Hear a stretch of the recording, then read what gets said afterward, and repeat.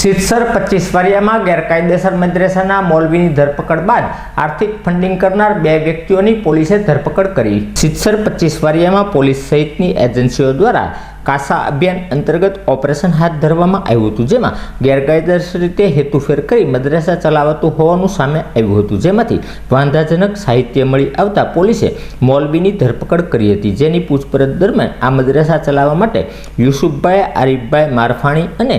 અનસભાઈ મોહમ્મદભાઈ સિદ્દીક લાખાણીએ આર્થિક ફંડિંગ આપતા હોવાની કબૂલાત આપતા પોલીસે બંનેની અટકાયત કરી ધોરણસરની કાર્યવાહી હાથ ધરી હતી।